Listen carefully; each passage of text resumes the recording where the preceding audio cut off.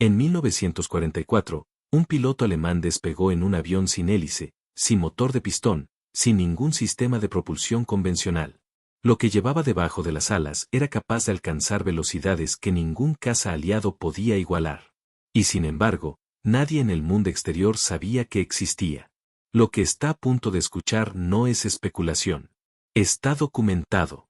Está clasificado como historia verificada. Y durante décadas, fue enterrado bajo toneladas de escombros, acuerdos de secreto y archivos de inteligencia sellados. Este es el Enkele 176. El primer avión en la historia humana propulsado exclusivamente por un motor cohete de combustible líquido. Y la historia de cómo fue construido, probado y abandonado revela algo más oscuro que cualquier batalla aérea de la Segunda Guerra Mundial. Para entender por qué Alemania construyó algo tan radical, hay que comprender el estado mental del Reich en los años previos a la guerra. No hablamos de la Alemania de 1944, desesperada y en retirada.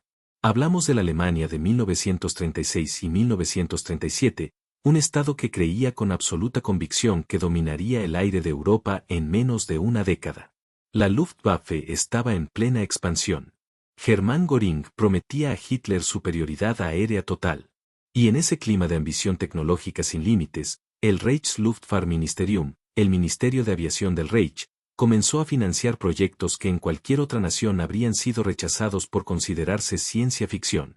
Uno de esos proyectos llegó desde las oficinas de Ernst Henkel, uno de los industriales aeronáuticos más influyentes de Alemania. Henkel no era un soñador. Era un ingeniero metódico, un constructor de aviones de combate con contratos gubernamentales millonarios y una reputación que no podía permitirse perder. Pero también era un hombre que miraba más allá de los límites del motor de pistón convencional. Lo que Henkel vio en la propulsión por cohete no era fantasía. Era el siguiente paso lógico. Y tenía la infraestructura, el dinero y el talento humano para intentarlo. Todo comenzó con un encuentro entre dos hombres que, en circunstancias normales, jamás habrían trabajado juntos. Ernst Henkel, fundador y director de la Henkel Flugzeugwerke, había oído hablar de los experimentos de cohetes de Helmut Walter, un ingeniero químico que trabajaba en sistemas de propulsión de alta energía basados en la descomposición catalítica del peróxido de hidrógeno. Walter era brillante, excéntrico y sumamente difícil de manejar dentro de las estructuras burocráticas militares. Pero lo que producía en su laboratorio en Kiel era genuinamente extraordinario. Sin embargo, Henkel no recurrió a Walter para el E-176. Recurrió a alguien diferente. Alguien que venía del mundo académico puro, no de la industria.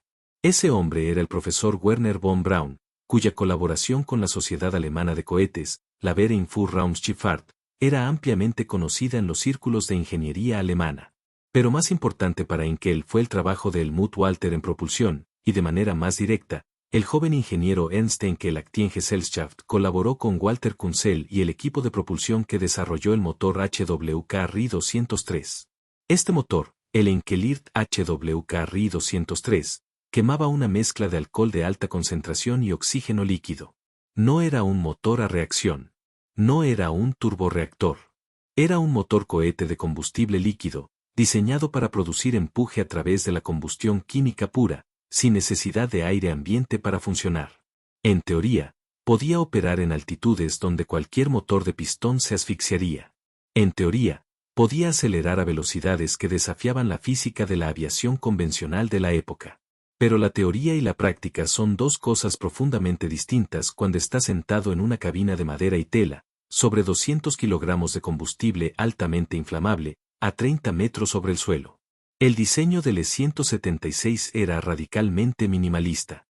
Henkel y su equipo comprendían que el motor cohete exigía una envolvente aerodinámica completamente diferente a la de cualquier avión precedente. El fuselaje era corto, ancho en la sección central para albergar los tanques de combustible, y terminaba en una cola de sección circular. Las alas eran de planta elíptica, de pequeña superficie, diseñadas para velocidades muy superiores a las de los cazas contemporáneos. La cabina era una burbuja cerrada sobre el morro, lo que representaba un avance ergonómico que anticipaba décadas de diseño futuro. Pero la característica más peligrosa del avión no era visible desde fuera. Estaba en los tanques. El peróxido de hidrógeno de alta concentración, o TSTOF como se denominaba internamente, era una sustancia extraordinariamente reactiva. Un pequeño fallo de sellado, una fractura en las tuberías, una chispa eléctrica en el lugar equivocado, y el resultado no era un incendio controlado. Era una explosión instantánea. Los ingenieros lo sabían. Los pilotos también. Y aún así, el proyecto continuó. El aeródromo de prueba seleccionado fue Peenemünde, en la costa del mar Báltico, en la isla de Usedom. Este centro, que más tarde sería famoso por el desarrollo del cohete V2, era en 1937 y 1938 todavía un complejo relativamente nuevo, parcialmente completado, con hangares improvisados y pistas que en algunos sectores no eran más que extensiones de tierra compactada. La elección no fue casual. Peenemünde ofrecía aislamiento absoluto. El Báltico al norte, bosques densos al sur. Cualquier accidente quedaba lejos de ojos civiles. Cualquier secreto podía mantenerse durante años. El piloto de pruebas designado para el E-176 fue Erich Bartsch. Este nombre merece detenerse un momento, porque Bartsch es uno de los pilotos de prueba más notables de la historia de la aviación. Y sin embargo permanece casi completamente ignorado fuera de los círculos especializados. Bartsch era un piloto de la Luftwaffe con experiencia en vuelo de alta velocidad y tolerancia excepcional al riesgo técnico. Había sido seleccionado no solamente por sus habilidades, sino por su capacidad para mantener la calma en situaciones donde la mayoría de los pilotos simplemente habrían abortado. Lo que Heinkel necesitaba no era el piloto más valiente. Necesitaba el más metódico bajo presión extrema. Y Bartsch iba a necesitar toda esa metodología. Los primeros ensayos en tierra del motor HWK Ri 203 fueron, por decir lo mínimo, problemáticos. El motor producía empuje. Eso nadie podía negarlo. Pero su control era errático. La combustión no era uniforme. Los ingenieros registraron fluctuaciones de empuje que podían variar en cuestión de milisegundos de manera impredecible. Para un piloto de combate convencional, eso era manejable. Para alguien que necesitaba mantener una trayectoria precisa sobre una pista improvisada, con combustible suficiente para quemar el avión entero en segundos, era una variable profundamente perturbadora. Hubo modificaciones. Semanas de modificaciones. El equipo de ingenieros ajustó las válvulas de inyección, rediseñó la cámara de combustión, reemplazó componentes de sellado. Y finalmente, en la primavera de 1939, el E-176 fue considerado listo para su primer intento de vuelo real. El 20 de junio de 1939, Erich Bartsch subió a la cabina del E-176 en Peenemünde. La mañana era despejada, el viento del Báltico moderado. Lo que Bartsch describió más tarde en sus memorias era una sensación que ningún otro piloto de la época podía comprender desde la experiencia propia. El motor cohete no rugía como un motor de pistón. No tenía el ritmo familiar del cilindro y la biela. Producía un silbido agudo, casi como vapor bajo presión enorme, seguido de un empuje que no era gradual. Era inmediato. Violento. El avión aceleró a lo largo de la pista en un tiempo que Bartsch estimó posteriormente como la mitad del que hubiera requerido cualquier caza convencional de la época. El E-176 despegó. Voló. Y en ese momento, la humanidad cruzó un umbral que no había cruzado antes. Fue el primer vuelo en la historia mundial de un avión propulsado exclusivamente por un motor cohete de combustible líquido. El vuelo duró aproximadamente 50 segundos. El combustible se agotaba rápidamente. La autonomía del E-176 no era una fortaleza, y todos en el aeródromo lo sabían desde el primer día. A máximo empuje, el motor consumía combustible a una tasa que hacía prácticamente imposible cualquier misión táctica de duración razonable. Pero la velocidad era real. Las mediciones, aunque imprecisas dado el instrumental de la época, situaban la velocidad máxima en vuelo horizontal en torno a los 750 km por hora. Bajo ciertas condiciones, algunos registros internos sugieren aproximaciones a los 800 km por hora, aunque Heinkel fue siempre cauteloso en las cifras oficiales que presentó al ministerio. Porque Heinkel quería presentar estos resultados en el nivel más alto posible. Y la oportunidad llegó en julio de 1939.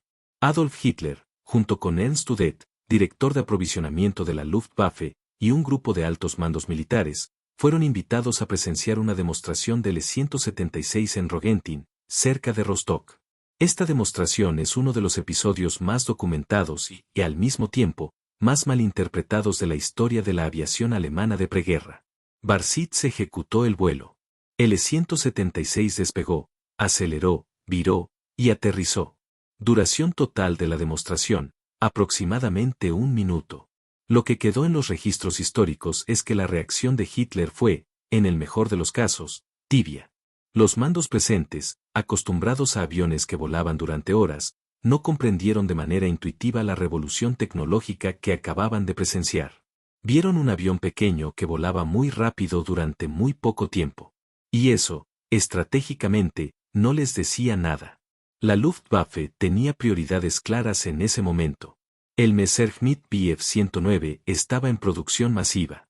El Yankee Ju-88 era el bombardero de vanguardia. Alemania se preparaba para una guerra que sus generales esperaban ganar con herramientas convencionales, no con experimentos científicos. La propulsión por cohete era fascinante, pero no era urgente. Y así, el E-176 fue relegado. No cancelado inmediatamente. Relegado. Enkel continuó ciertos ensayos durante las semanas siguientes. Se realizaron entre 50 y 70 vuelos de prueba en total, aunque las fuentes varían en el número exacto. El programa acumuló datos valiosos sobre el comportamiento aerodinámico a velocidades hasta entonces no exploradas en aviación práctica, sobre los efectos fisiológicos en el piloto durante aceleraciones bruscas, sobre la gestión térmica del motor en condiciones reales de vuelo. Pero cada vuelo era también un recordatorio de las limitaciones fundamentales del concepto en su estado actual. El consumo de combustible era demasiado alto. La autonomía demasiado corta. La fiabilidad del motor insuficiente para operaciones de combate. Y el riesgo de incendio o explosión en tierra durante el proceso de carga de combustible era una amenaza constante que ningún protocolo de seguridad podía eliminar completamente. En el otoño de 1939, con la guerra ya comenzada y la Luftwaffe completamente concentrada en las operaciones sobre Polonia, el E-176 fue oficialmente retirado del programa de pruebas activo. El prototipo fue enviado al Museo Alemán de Berlín, donde estuvo en exhibición durante varios años como un logro científico, no como un arma de guerra. El destino final del prototipo es una de las pequeñas tragedias documentadas de la historia de la aviación. Durante los bombardeos aliados sobre Berlín en 1943, el museo alemán fue dañado severamente. El E-176, el único ejemplar construido, fue destruido. No hay fotografías completas desde todos los ángulos. No existe un ejemplo conservado en ningún museo del mundo. Lo que queda son documentos técnicos parciales, informes de prueba, y las memorias del propio Barsetz, publicadas décadas después de la guerra. Lo que no desapareció fueron las consecuencias de lo que Enkel había iniciado. Porque mientras el E-176 era archivado, los ingenieros que habían trabajado en él continuaban. La tecnología de motor cohete encontró aplicación en proyectos posteriores. El Messerschmitt Me-163 Comet, el primer interceptor cohete operacional de la historia, que voló en combate real desde 1944, fue posible en parte gracias a la infraestructura técnica y el conocimiento acumulado durante los años del E-176 y los programas paralelos de Walter y otros ingenieros del ecosistema cohete alemán. Erich Barsetz sobrevivió la guerra. Escribió sus memorias, tituladas en inglés The First Jet Pilot, aunque su propio rol en el E-176 era más preciso como primer piloto de cohete. Murió en 1983, habiendo vivido lo suficiente para ver al hombre llegar a la Luna mediante el mismo principio físico que él había aplicado sobre el Báltico en aquella mañana de junio de 1939. Hay algo profundamente irónico en el arco completo de esta historia. Alemania construyó el primer avión cohete del mundo. Lo probó exitosamente. Lo presentó a sus líderes. Y fue ignorado porque no encajaba en la mentalidad de guerra que el régimen estaba construyendo. La tecnología que podría haber redefinido el combate aéreo fue tratada como una curiosidad científica en lugar de como una ventaja estratégica. Los aliados, cuando capturaron documentos alemanes y entrevistaron a ingenieros en 1945, comprendieron la magnitud de lo que habían encontrado. Los programas de cohete americanos, soviéticos y británicos de la posguerra absorbieron el conocimiento alemán de maneras que los archivos históricos han documentado con exhaustividad. El E-176 era parte de ese árbol genealógico tecnológico. ¿Qué habría ocurrido si el Reich hubiera apostado seriamente por esta tecnología en 1939 en lugar de 1944, cuando ya era demasiado tarde para cambiar el curso de la guerra? Es una pregunta que los historiadores han debatido y que no tiene respuesta definitiva. Lo que sí tiene respuesta definitiva es lo que ocurrió: un avión extraordinario, operado por un piloto extraordinario, construido por ingenieros de genuino talento, fue descartado por hombres que no tenían la visión para reconocer lo que tenían delante. Eso es, con frecuencia, la historia real de la tecnología en tiempo de guerra. No la narrativa de la superioridad técnica imbatible, sino la historia mucho más humana y mucho más oscura de las grandes ideas que llegaron demasiado pronto, o cayeron en las manos equivocadas, o simplemente fueron olvidadas bajo el peso de las urgencias del momento. El E-176 no ganó ninguna batalla. No cambió el resultado de la guerra. Pero cruzó un umbral que la humanidad no había cruzado antes. Y eso, independientemente de todo lo demás, es historia.